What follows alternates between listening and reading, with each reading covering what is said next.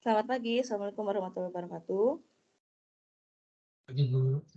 Pagi, Bu. Waalaikumsalam. Pagi, Bu.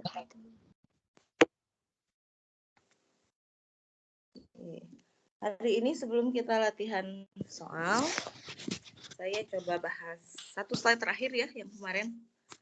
Karena kemarin suasana sudah tidak kondusif menjelang 11:30.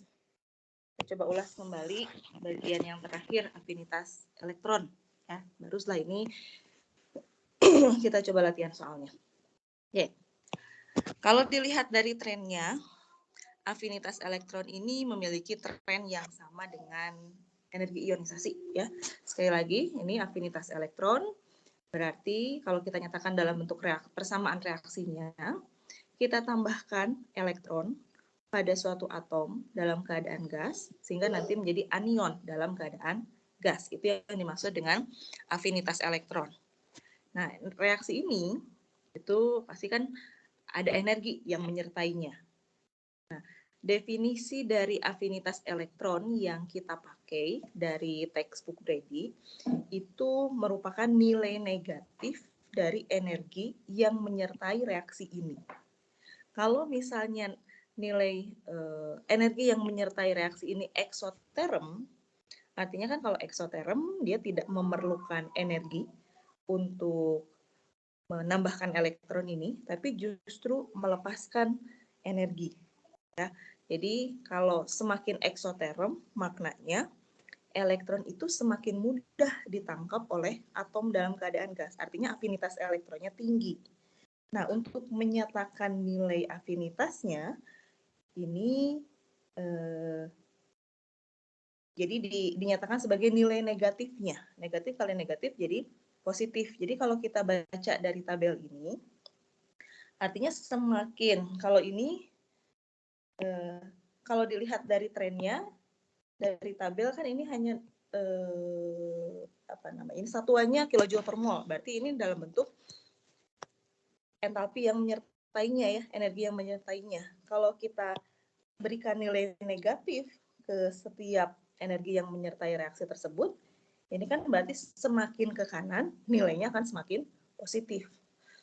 Jadi nanti perhatikan kalau misalnya ada data seperti ini, datanya apakah dinyatakan sebagai afinitas elektron dalam bentuk nilai negatif dari energi yang menyertainya, ya, atau memang itu merupakan data energi yang menyertai reaksi penangkapan elektron. Kalau di sini, ini data yang yang menyatakan bahwa energi yang menyertai penangkapan elektron itu dinyatakan dalam satuan kilojoule per mol. Jadi kalau kita lihat di sini semakin ke kanan, semakin eksoterm.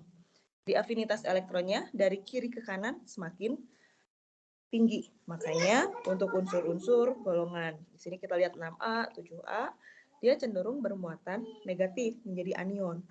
Sedangkan untuk 1A, 2A, ini kecil sekali kemungkinan untuk bisa menangkap elektron menjadi anion karena memang kecenderungannya dia menjadi kation. Nah, untuk afinitas di sini kita bisa lihat ada jadi trennya tidak linier. Contoh di sini yang saya berikan tanda untuk berilium dan nitrogen.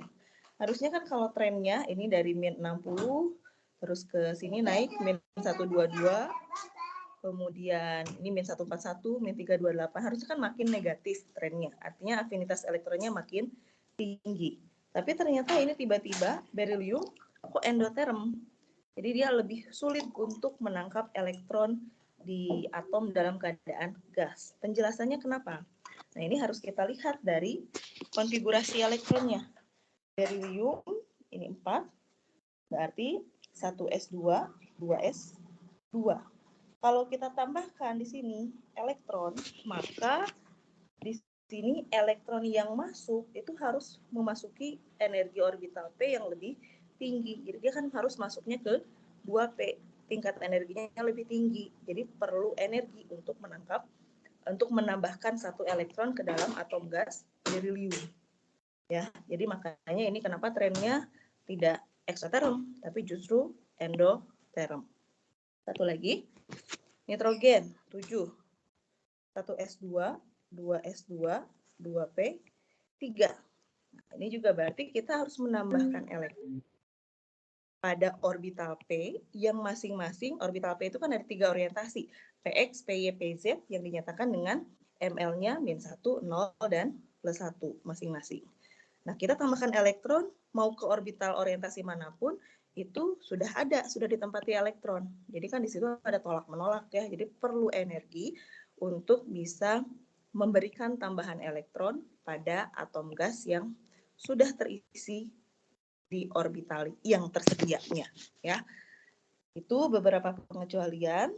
Ditambah satu lagi, kalau dalam satu periode trennya dari ini relatif linier ya, dari bawah ke atas makin eksoterm. Artinya afinitas elektronnya semakin tinggi. Tapi di sini kalau kita lihat, kalau ditanyakan atau mana yang memiliki afinitas elektron paling tinggi, mungkin kalau dilihat dari tren dari kiri ke kanan makin besar, dari bawah ke atas makin besar, jawaban kita adalah F ya, fluor. Tapi ternyata kalau kita lihat ini tidak berbeda jauh dengan fluor, dengan Cl. Cl justru yang memiliki afinitas elektron paling tinggi. Nah, di sini juga kita bisa jelaskan kenapa bukan F, kenapa Cl. Karena di sini ada faktor ukuran. Nah, ingat tren jari-jari. Jari-jari itu dari kanan ke kiri itu makin besar, dari atas ke bawah makin besar. Jadi ukuran F dengan Cl itu lebih kecil yang di mana? Yang F ya. Jadi ukuran atom pada periode 2, ini periode 2, ini lebih kecil dibandingkan ukuran atom pada periode 3. Karena kan N-nya, bilangan kuantum utamanya lebih besar di periode 3. Jaraknya makin jauh dengan inti. Akibatnya terjadi tolak menolak dalam kulit valensi di atom-atom yang lebih kecil ini.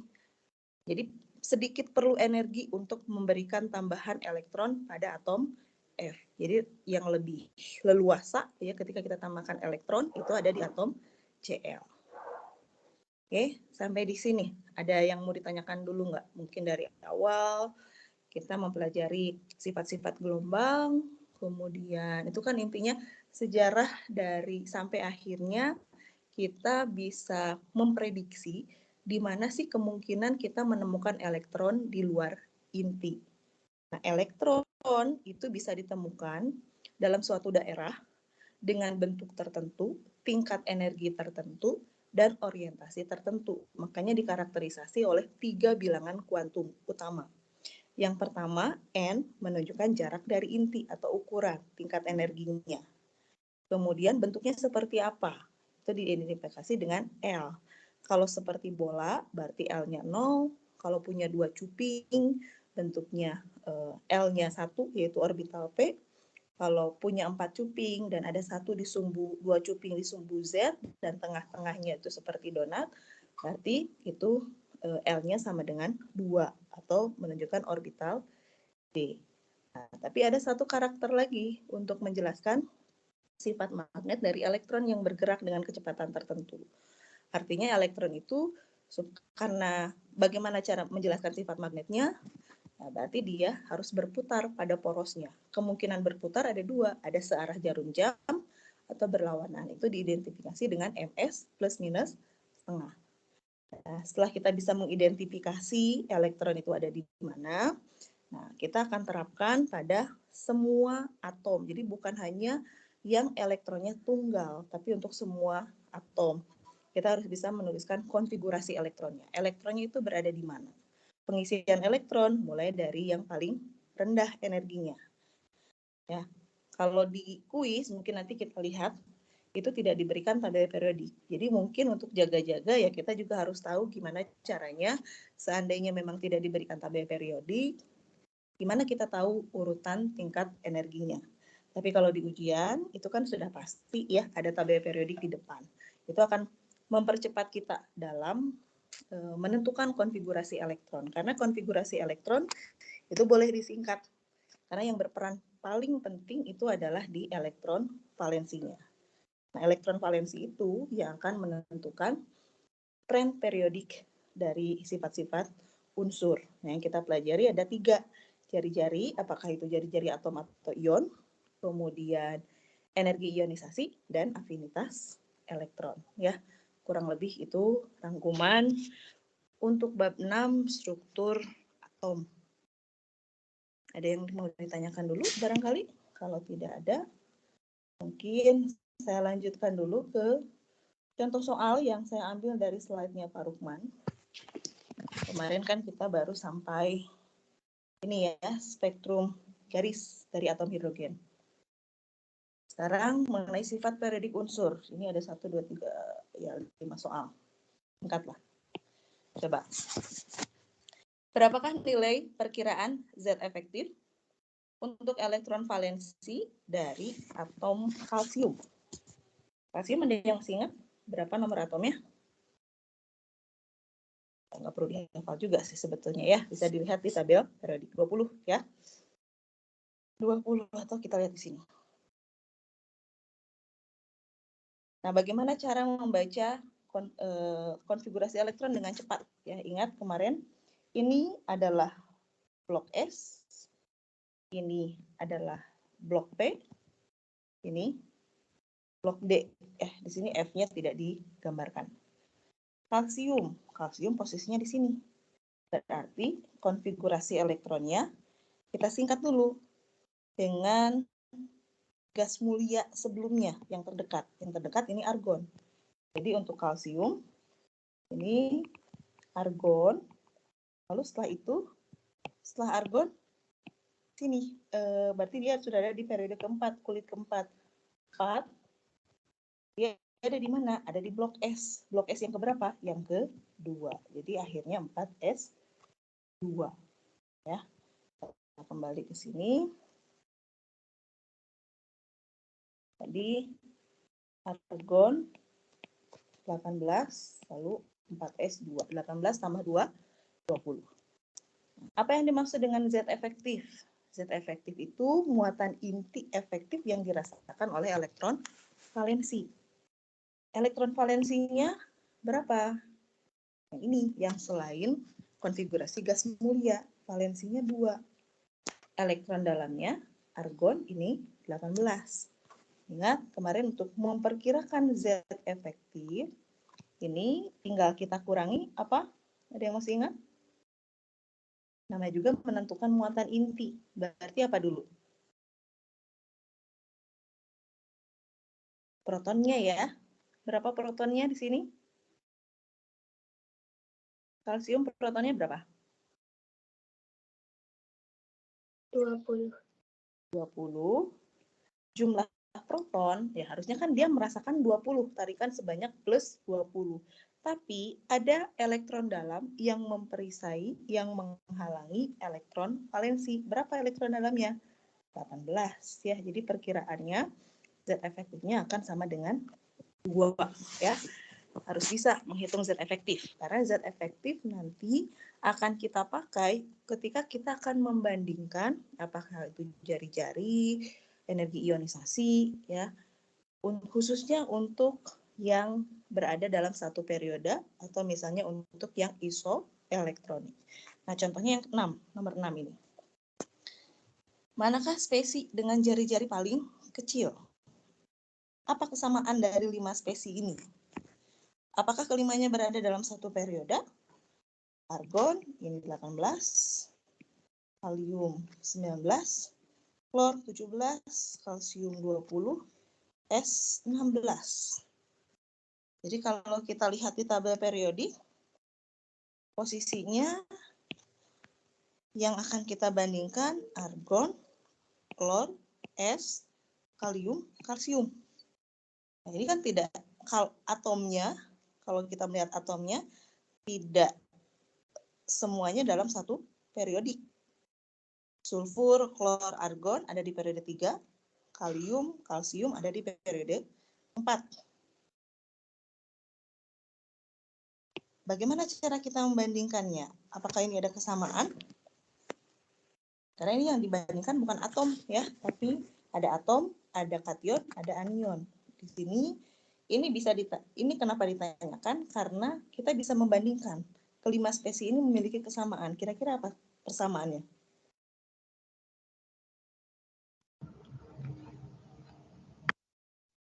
Apa persamaan dari kelima spesies ini?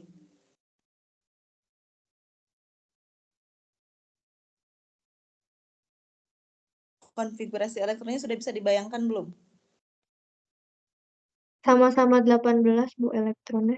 18. Jadi kelima spesies ini bersifat isoelektronik ya.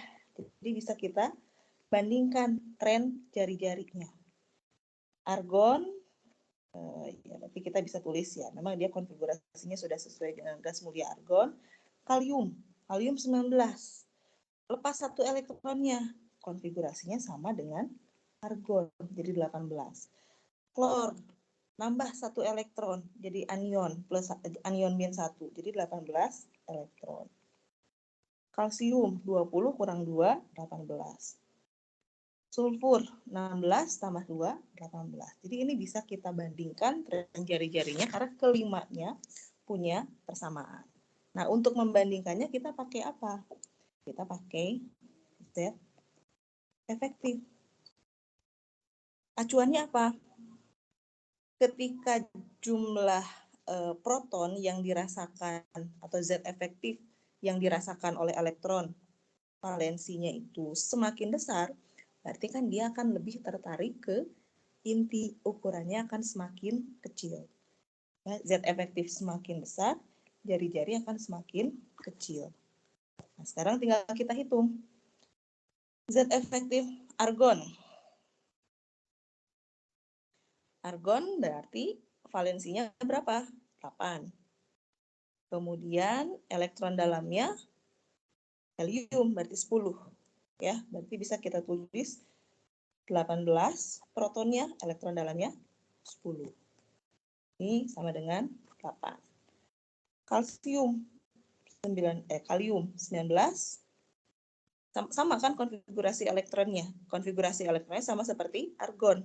Argon ada di golongan 8 atau 18. Jadi elektron valensinya 8.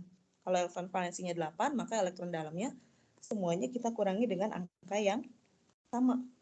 17 kurang 10, 20 kurang 10, 10, 16 kurang 10, 6. Jadi kesimpulannya, siapa yang jari-jarinya paling kecil?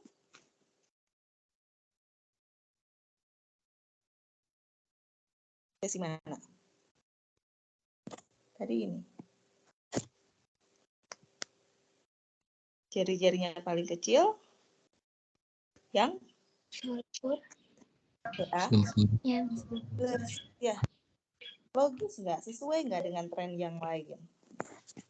Kalau trennya kan umumnya ini karena isoelektronik, kan kita kemarin mengenal untuk atom yang sama, atom itu akan memiliki jari-jari yang lebih besar dibandingkan dengan jari-jari kation. Anion akan lebih besar dibandingkan dengan jari-jari atom. Ya, ini meskipun bukan unsur yang sama, tapi kan ini isoelektronik. Ya, kalau kita lihat di sini argon ini ada di tengah-tengah. Ya, ukurannya katakanlah itu yang jadi patokan. Kemudian untuk kation di sini ada 2, ada plus 1, ada plus 2. Nah, yang kalium ini ukurannya lebih kecil dibandingkan argon. Kalsium kalsium 2+ ini paling kecil. Jadi semakin besar muatan kation, ukurannya akan semakin kecil. Lalu kalau kita bandingkan dengan anion Z efeknya lebih kecil dibandingkan dengan argon. Akibatnya dia ukurannya lebih besar. Semakin besar muatan anion, maka Z efeknya di sini makin kecil, artinya jari-jarinya juga akan makin besar. Jadi sesuai dengan tren yang ini juga.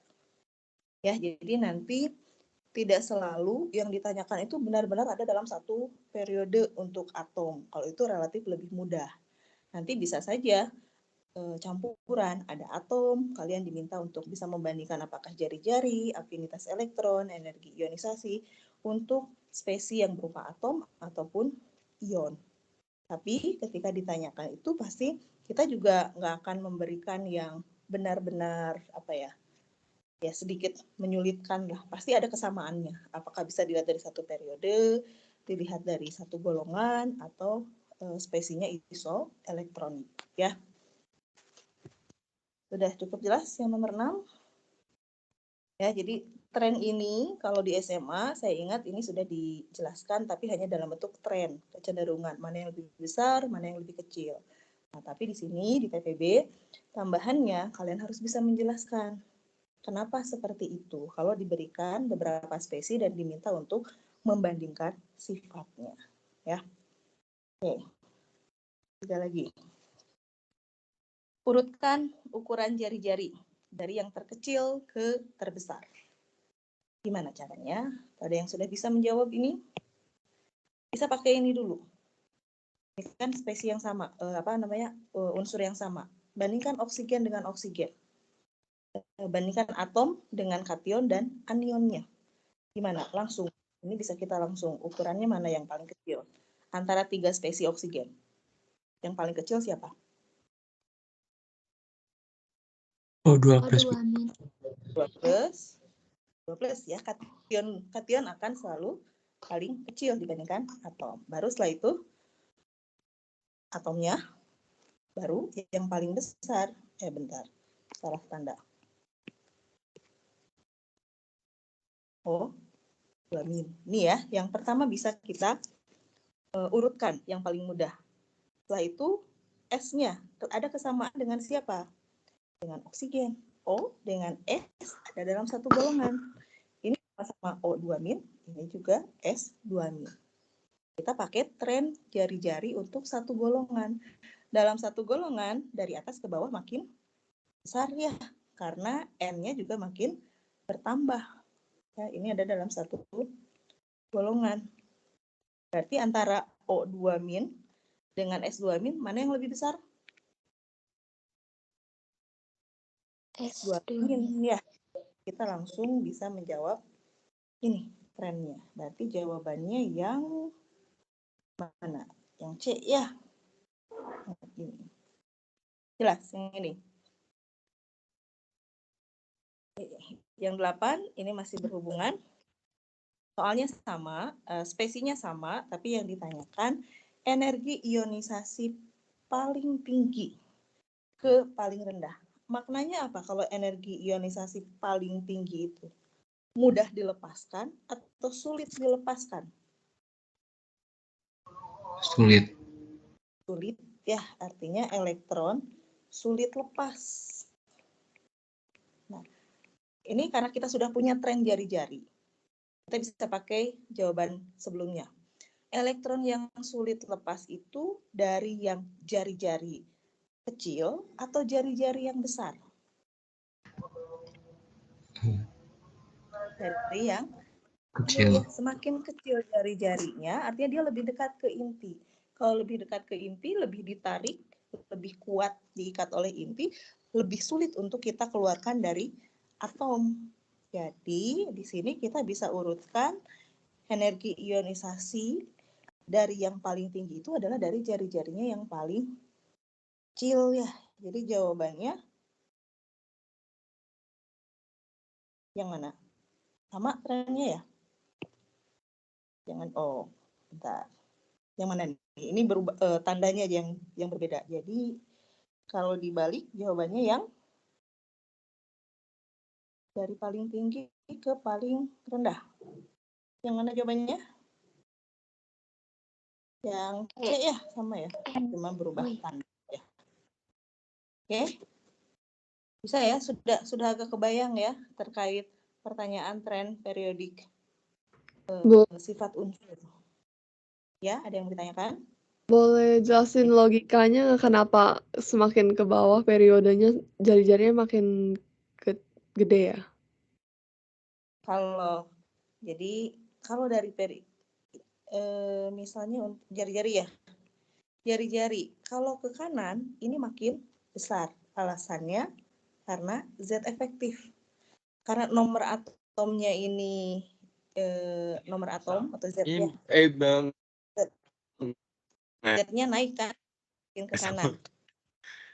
Protonnya makin bertambah, artinya Z efektifnya, muatan yang dirasakan oleh elektron valensi akan semakin besar. Kalau semakin besar, dia lebih dekat ditarik ke inti. Kalau dari atas ke bawah, ini kan periodenya bertambah. Ini N1, N2, dan seterusnya. Dari tingkat energi saja itu sudah jelas. Katakanlah inti ada di tengah. Ini N sama dengan 1. Lalu ini N sama dengan 2 dan seterusnya. Ini N sama dengan 3. Kalau misalnya elektron valensinya yang 2 dengan periode 2 yang periode 3, mana yang jari-jarinya lebih besar? Jari-jarinya yang lebih besar yang N3. Karena N itu maknanya balik lagi ke bilangan kuantum. N itu menunjukkan ukuran, jarak, atau tingkat energi. Ukuran. Nah, di sini kan jari-jari di elektron valensi yang menempati kulit kedua itu lebih kecil dibandingkan atom dengan elektron valensi ada di kulit ketiga. Atau apa tadi tingkat energi ya N3 semakin besar. Apa ya?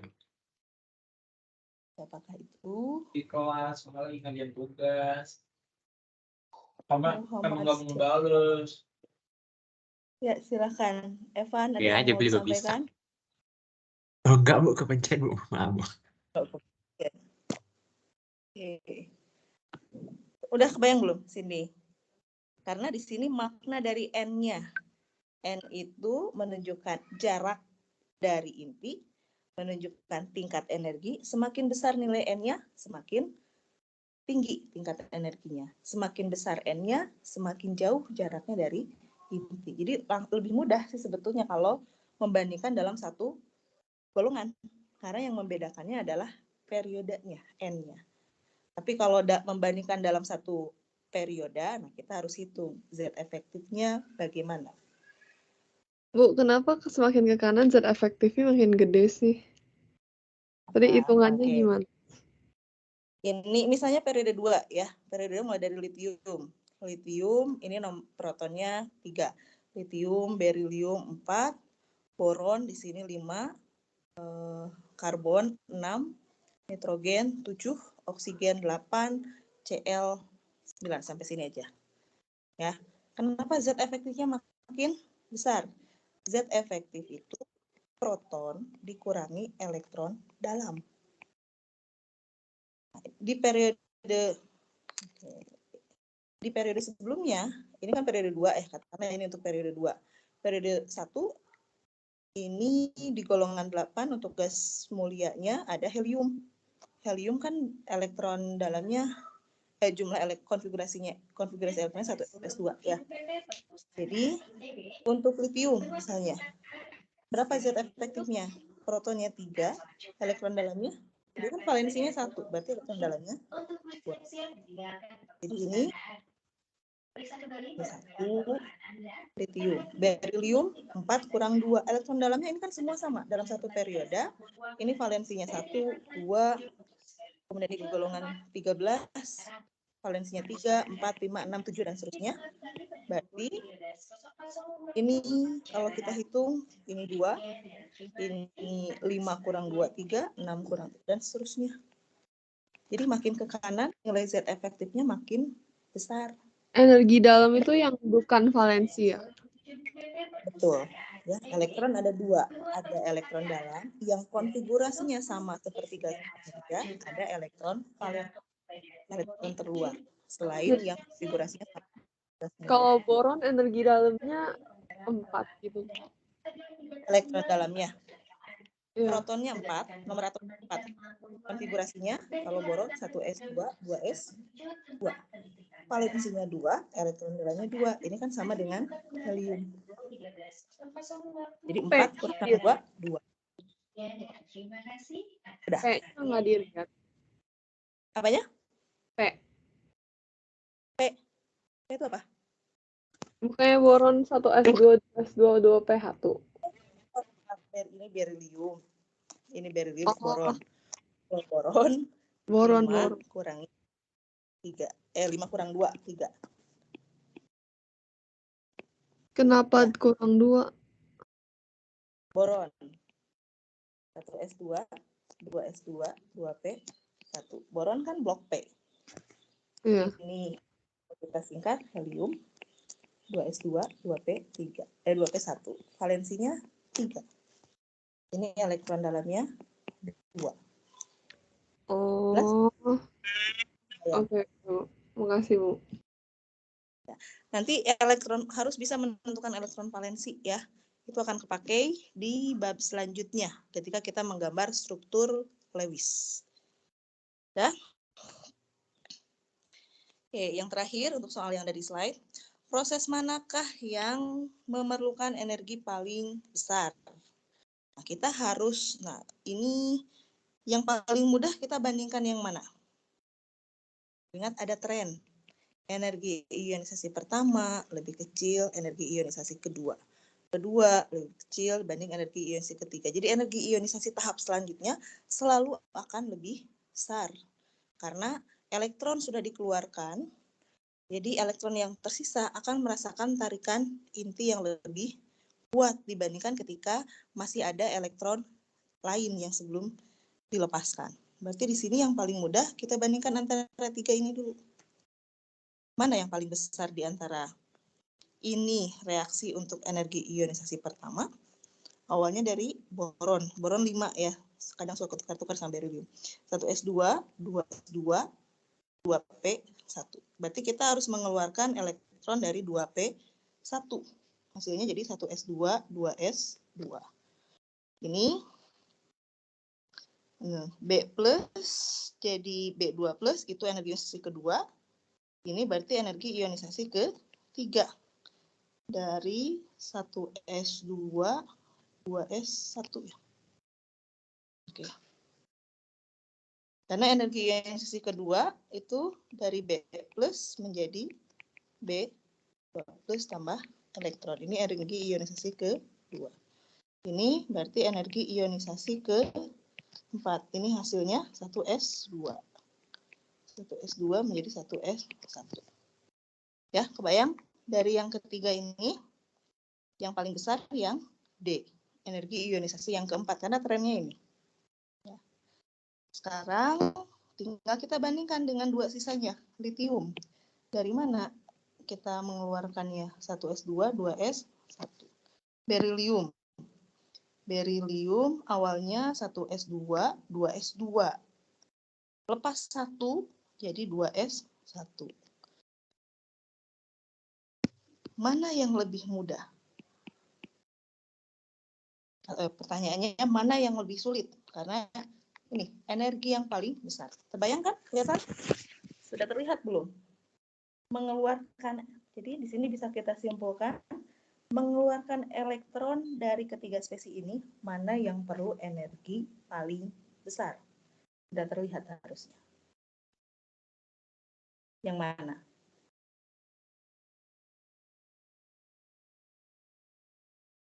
Bayang nggak? Ini kita harus keluarkan elektron dari 2s1. Hasilnya jadi 1s2 yang sama dengan helium. Artinya, proses yang mengarah pada pembentukan konfigurasi yang sama dengan gas mulia itu sangat disukai. Jadi energinya ini relatif kecil. Begitu juga dengan beryllium plus, karena prosesnya sama. Melepaskan satu elektron dari 2s. Tapi kan ini tidak angkanya tidak akan persis sama. Kalau ditanya lebih lanjut, mana yang lebih besar? Mengeluarkan satu elektron dari Li atau mengeluarkan beryllium plus dari mengeluarkan satu elektron dari beryllium plus? Mana yang lebih besar? Li atau Be plus? Beryllium plus. Beryllium plus. Ya, ini dari 4 protonnya ini lebih besar. Meskipun ini sama-sama mengeluarkan elektron dari 2s1, tapi tarikan intinya lebih besar yang di beryllium. Sedangkan yang D, ini jawabannya ya. Kenapa yang D jawabannya? Karena kita mengeluarkan elektron dari yang konfigurasinya sudah sama dengan gas mulia. Jadi itu yang energinya paling besar. Kebayang? Ya, jadi nanti pasti akan ada persamaannya. Apakah mungkin kelima spesiesnya atau bisa jadi beberapa spesies seperti ini dulu, kita bandingkan 3 dulu. Ini pun sama, kita bandingkan 3 spesies yang memang ada kesamaannya. Baru setelah dapat kesimpulan dari hasil perbandingan sebelumnya, ada persamaan dengan 1 spesies sisanya. Ya. Bisa? Terbayang? Ada yang bertanyakan dulu? Kalau tidak ada, di sini sebetulnya sudah ada di EduNext. Saya akan coba bahas soal kuis ataupun UTS. Tapi sebelum itu, satu deh misalnya ya. Gimana cara baca konfigurasi elektron untuk langsung ya, tidak dihafal dari tabel periodik. Misal indium. Coba ada yang mau coba langsung baca dari sini. Saya kasih contoh dulu deh ya. Indium berarti pertama tulis dulu konfigurasi elektron untuk gas mulia sebelumnya. Berarti kripton, setelah itu dia posisinya ada di periode 5. Masuk dulu blok S dan blok S-nya sudah penuh. Berarti untuk indium, kripton, setelah itu 5S2.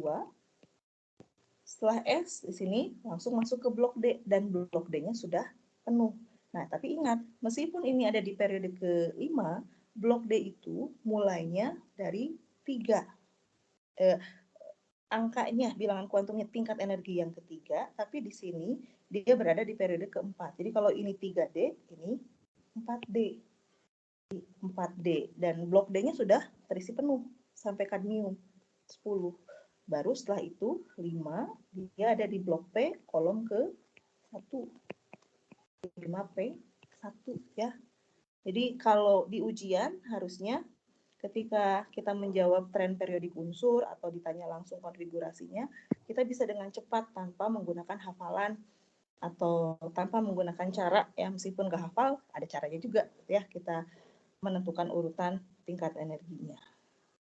Oke, coba satu deh, siapa yang mau menentukan ini deh. Bawahnya deh, talium, TL. Ada yang bisa mau coba? TL konfigurasinya apa?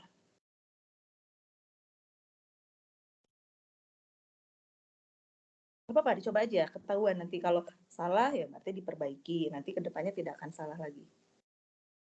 Xenon, Bu. Xenon. Xenon. Setelah itu 6S2. 2, lalu 5D10. Bentar. Sebelum, kan ini di periode 6. Ini memang tidak ditulis ya. Di bawahnya ada blok F. Tapi di sini kan ada tanda. Jadi dia melewati blok F dulu. F mulainya dari 4 ya. D itu mulainya dari 3, F mulai dari 4. Dan F-nya sudah penuh. Karena ini batasnya untuk periode ke-4. Untuk bilangan kuantum ke-4, F sampai 71. Sedangkan ini yang ditanyakan 81. Jadi di sini masuk dulu ke F 14. Setelah itu, tadi apa? D-nya? 5D. D, sudah penuh ya? 10. 6. Oh ya, 6P1. Ya, nanti latihan. Acak, silahkan tunjuk manapun unsur, kalian coba sebutkan konfigurasi elektronnya. Ini akan sangat berguna sekali untuk mengefektifkan waktu untuk menjawab soal struktur atom. Nah, tapi kalau di kuis, saya akan coba lihat contoh kuis dulu ya. Nah, kuis tahun lalu tidak ada tabel periodiknya. Sedangkan di pertanyaannya, suatu unsur mempunyai nomor atom 44. Tuliskan konfigurasi elektronnya. Kalau yang sudah hafal, syukur ya. Nah, kalau yang belum hafal gimana caranya? Masih ingat mungkin waktu SMA, cara kita akhirnya menemukan SS, PS, PS, DPS itu dari mana? Kita misalnya bisa tulis seperti ini. 1, bilangan kuantum pertama, 2, 3, Kan kalau kita lihat ini sebetulnya sampai 7 ya. Sampai periode 7 dan yang kita pelajari orbitalnya sampai F. Kita tulis 5, 6, 7. Di orbital pertama, kulit pertama hanya ada orbital S. Kulit kedua sudah mulai ada P. Kulit ketiga ada muncul D. Kulit keempat sudah ada F. Tulis sisanya karena mulai kulit keempat sudah lengkap SPDF ya. SPDF. Kemudian caranya ini kebetulan ada polanya ya, mulai dari 1S2, 2S2, kita buat garis diagonal. 2P6, 3S2, 3P6, 4S2, 3D10, 3D 4P 5S, 4D 5P 6S, 4F 5D 6P dan 7S terus seperti ini. Kalau kita tulis nanti ya, kalau yang sudah hafal alhamdulillah gitu ya. Kalau yang tidak hafal kita bisa tulis urutannya dulu.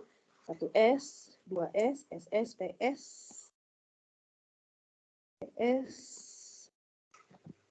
D, SS, PS, PS, DPS, DPS, dan seterusnya. Ya, dan ingat S itu karena ada satu orientasi, maksimumnya ada 2 elektron. P ada 3 orientasi, 3 kali 2, 6. D ada 5 orientasi, 5 orbital, 5 kali 2, 10. Ya. Kalau kita tulis ini saja, ini sudah berapa nih? 10, 20, 30, 38. Belum cukup ya. Berarti setelah 5S berapa? 5S kan posisinya di sini. Kemudian DPS lagi. 4D, 6, 10. Kemudian 5P, 6, 6S, 2. Ini yang sudah kita tuliskan. 10, 20, 30, 36. Nah, ini sampai di sini 36.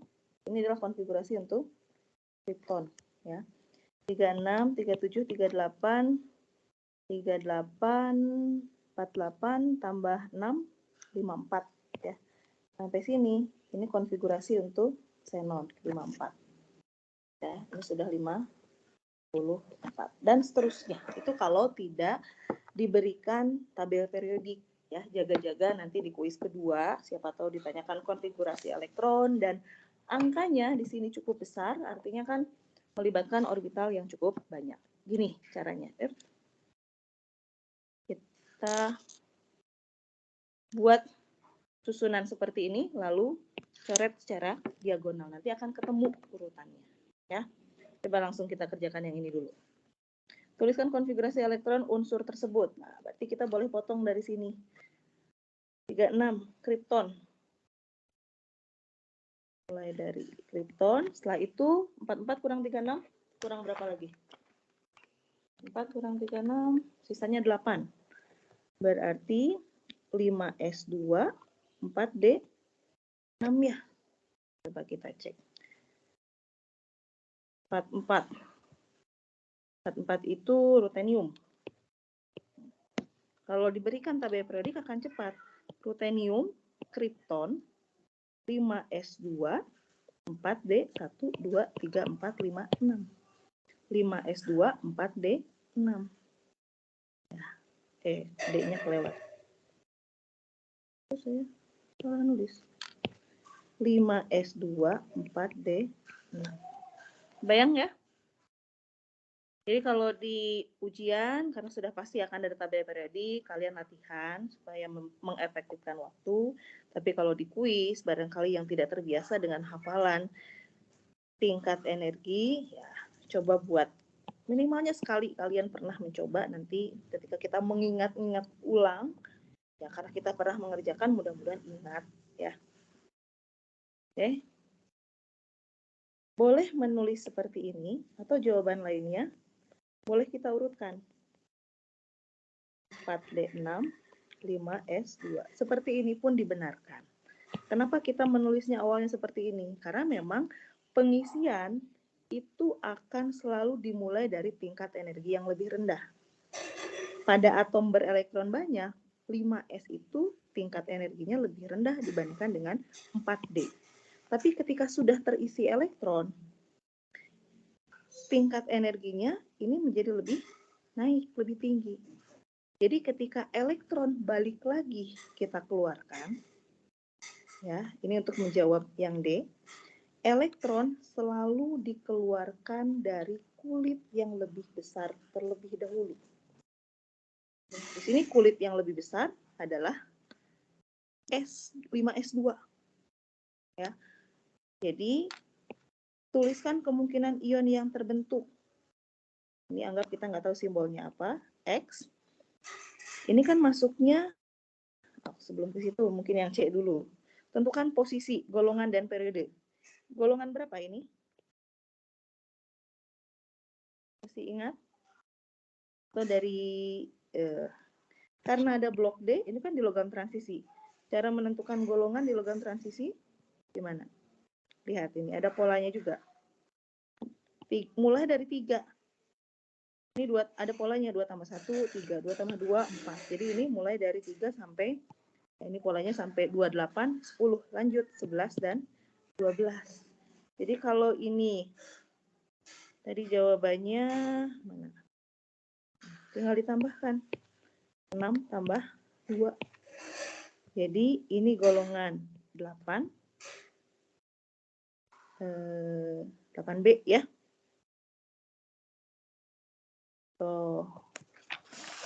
Golongan 8, iya sama aja sih, golongan 8 atau 8B. Periodenya, periode berapa ini? Periode yang paling besar, yang berapa? 5. Ya. Oke. Nah, untuk logam transisi, itu kan ada kemungkinan beberapa ion yang terbentuk. Nah, untuk X ini, atau sebetulnya kita sudah tahu ini rutenium, rata-rata logam transisi itu dia memiliki bilox atau muatan +2. Kenapa seperti itu? Karena pertama kali elektron yang mudah untuk dikeluarkan itu dari kulit terluar. Dari, tergantung periodenya berapa, S2. Ini pasti sudah terisi penuh dulu. Jadi yang pertama, kemungkinannya adalah menjadi lepas S2-nya, ini menjadi X2 plus yang konfigurasinya sama dengan kripton 4D6. Ini kemungkinan ion yang terbentuk yang pertama. Ada kemungkinan lain nggak? Elektron itu lepas, kemudian hasilnya menjadi sesuatu yang lebih spesies yang lebih stabil. Ada nggak kemungkinan? Kalau lepas 1 gimana? Lepas 1 lagi dari X2 plus. Hasilnya jadi 4D5. Ini menjadi setengah penuh. D-nya kan penuhnya 10, dia jadi 5. Ini akan lebih stabil. Jadi ada kecenderungan rutenium atau X ini selain +2 juga +3. Ya, jadi kalau di awal dalam tata nama kan kita menghafal ya, untuk logam-logam transisi umumnya kan lebih dari 2 muatan, dari 2 bilox. Nah, sekarang kalaupun kita tidak hafal, sebetulnya kita bisa lihat dari konfigurasinya, mana yang bisa membentuk ion yang stabil. Contoh lain misalnya besi. Besi itu 26. Argon 4S2, 3D6. Fe2+, lepas dari kulit yang lebih terluar dulu, dari 4S. Konfigurasinya Ar 3D6. Tapi kemudian kita menjumpai ada juga Fe3+, lepas lagi 1 elektron dari 3D6, hasilnya jadi 3D5 yang relatif lebih stabil. Karena elektron di orbital D-nya ini sudah setengah penuh. Bayang ya? Oke. Yang ini Tuliskan keempat bilangan kuantum untuk elektron terluar. Nah, kemarin juga saya sempat tanyakan, kalau kasusnya seperti ini, kan kita menulisnya urutannya 5s2, 4d6. Yang dimaksud dengan terluar tuh yang mana? Yang N-nya paling tinggi. Jadi yang dimaksud ini yang 5s2. Berarti N-nya berapa?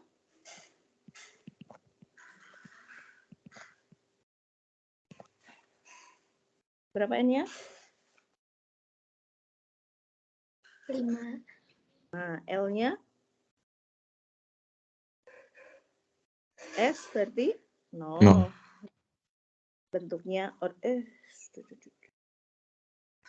bentuknya orbital S itu bentuknya bola disimbolkan dengan 0. Kemudian ML-nya hanya ada satu orientasi. Ya, yang diidentifikasi dengan 0. MS-nya bisa plus setengah atau min setengah. Jadi kalau diminta berapa set bilangan kuantum yang mungkin untuk 5s2, jawabannya ada 2 set yang mungkin. Yang pertama 500 setengah, yang kedua 500 min setengah. Ya. Oke, sampai di sini. Nggak terasa sudah 10.52. Oke, nanti karena sudah 10.52 ya mau nggak mau di sini kalian harus banyak latihan lebih ekstra lagi ya. Ini kemarin nih sudah saya berikan clue sedikit. Yang kemarin banyak kita hitung itu adalah energi untuk 1 foton. Tapi yang ditanyakan bisa untuk per mol dan jangan lupa konversi biasanya bukan dalam joule saja tapi dalam kilojoule. Kalau diminta per mol selalu kalikan dengan bilangan Avogadro. Ya, jadi sisanya ini juga sudah ada jawabannya di EduNext Paralel. Minimal kerjakan dulu yang kuis dan contoh soal ujian tahun lalu. Nanti mudah-mudahan di akhir semester sebelum ujian kedua kita bisa bahas soal-soalnya ya. Karena kita ini berkejaran dengan waktu ya. Kita masih punya 4 bab lagi dan itu cukup banyak. Jadi minggu depan kita masuk bab baru lagi, dasar-dasar ikatan kimia. Jadi selebihnya ya kalian harus lebih ekstra lagi untuk mengejar melatih lah ya materi yang sudah disampaikan supaya bisa lebih paham. Oke, ada yang mau ditanyakan dulu sebelum saya akhiri? Ibu maaf, nanti bakal di-upload gak ya rekamannya? Nanti saya share ya. Oke. Baik, terima kasih Bu. Ya. Oke, kalau gitu saya akhiri ya kuliahnya. Yang besok karena masih ujian, ya selamat ujian, semoga sukses dan tetap ya fokus ke setiap mata kuliah yang sedang kalian hadapi saat itu. Oke, saya akhiri kuliahnya. Selamat pagi. Assalamualaikum warahmatullahi wabarakatuh. Waalaikumsalam. Makasih Bu. Terima kasih Bu. Terima Makasih Bu. kasih Bu.